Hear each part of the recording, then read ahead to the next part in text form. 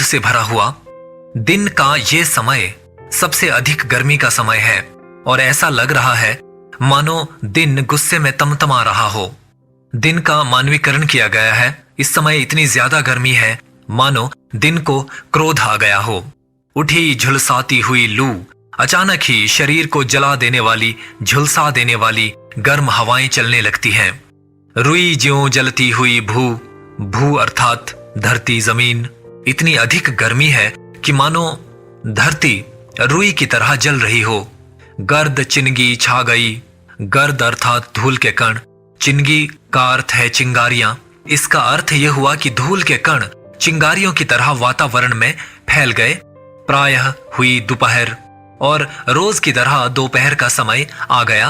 वह तोड़ती पत्थर, लेकिन विडंबना यह है कि इस समय भी वो मजदूर महिला आराम नहीं कर रही है बल्कि पत्थर तोड़ने में व्यस्त है। आगे कवि लिखते हैं, देखते देखा मुझे तो एक बार। जब उस महिला ने निराला को अपनी ओर देखते हुए देखा तो एक बार उस भवन की ओर देखा। उस महिला ने उस बंगले या कोठी की तरफ देखा जो कि वहां से दिखाई पड़ रही थी। छिन्न तार, छिन्न तार से अभिप्राय है बहुत लाचार, उदास या आशा रहित। तार टूटने पर जो हालत किसी वाद्य यंत्र की होती है वैसे ही सपने या आशाएं टूटने पर मनुष्य की हालत होती है। तो इस समय उस मजदूर महिला की हालत ऐसे वाद्य यंत्र या साज जैसी है जिसके तार टूट गए हों।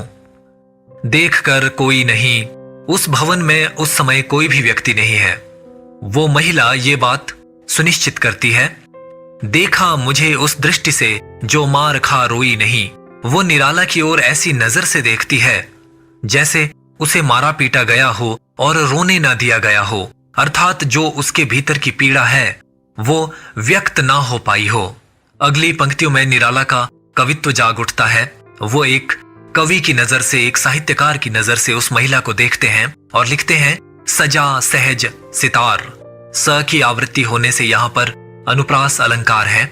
निराला महसूस करते हैं कि वो स्त्री उनके सामने मानो किसी सितार की तरह बैठी थी। जैसे सितार को छेड़कर मधुर या अनोखे गीत रचे जा सकते हैं, वैसे ही इस स्त्री की व्यथा और पीड़ा में भी अनेक गीत या धुनें छुपी हुई हैं, ऐसा निराला महसूस करते हैं। इसीलिए वे इस मजदूर औरत की तुलना ऐसे सितार से करते हैं जिसके तार कसे गए हों और उसे बड़े ही स्वाभाविक रूप से सजाकर सामने रखा गया हो। सुनी मैंने वह नहीं जो थी सुनी झंकार। निराला कहते हैं कि मैंने उस महिला के भीतर पीड़ा के मधुर गीत या खनक महसूस की जो कि शायद किसी और ने महसूस नहीं की होगी। उस स्त्री का जीवन यद्यपि बहुत ज्यादा पीड़ा या व्यथा से भरा हुआ है, उसके जीवन में संघर्ष है, लेकिन निराला महसूस करते हैं कि कहीं ना कहीं उसकी पीड़ा में भी एक खनक है, झनकार है, जिसे कि हर कोई महसूस नहीं कर सकता।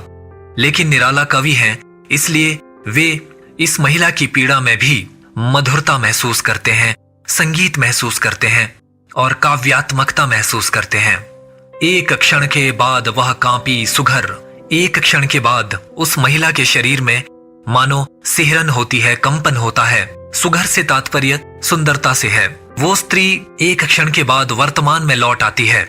निराला को देखकर वह शायद वर्तमान को भूल गई थी, किंतु उसे अचानक अपना वर्तमान याद आता है, अपना कार्य याद आता है और उसके शरीर में सिहरन या कंपन होता है। निराला को उसकी ये मुद्रा या उसमें होने वाला ये परिवर्तन बहुत सुंदर लगता है। ढुलक माथे से गिरे सीकर। ढुलक का अर्थ है गिरना या टपकना, सीकर का अर्थ है पसीने की बूंदें। निराला कहते हैं कि उसके माथे से पसीने की बूंदें गिरने लगीं। लीन होते कर्म में। निराला कहते हैं कि वो महिला फिर से अपने कार्य में व्यस्त हो जाती है। फिर ज्यों कहा, और मानो उसने मुझसे ये कहा हो, मैं तोड़ती पत्थर, कि मैं तो पत्थर तोड़ने का कार्य कर रही हूं और मुझे लगातार ये कार्य करते रहना है। मजदूर औरत कुछ भी नहीं कहती, वह अपने काम में पुनः व्यस्त हो जाती है और निराला महसूस करते हैं कि उस महिला ने अपने काम में व्यस्त होकर मानो उनसे कहा हो कि मैं पत्थर तोड़ने का कार्य करती हूं और तुम्हें अपना समय नष्ट नहीं करना चाहिए, तुम्हें भी अपना कार्य करना चाहिए या उस स्थान से चले जाना चाहिए, क्योंकि शायद वो मजदूर औरत ये महसूस करती है कि पत्थर तोड़ना उसकी आजीविका है, उसका रोज का कार्य है और यही उसका भाग्य बन गया है और निराला उसके भाग्य को नहीं बदल सकते। इसीलिए निराला को या कवि को अपने रास्ते पर चले जाना चाहिए।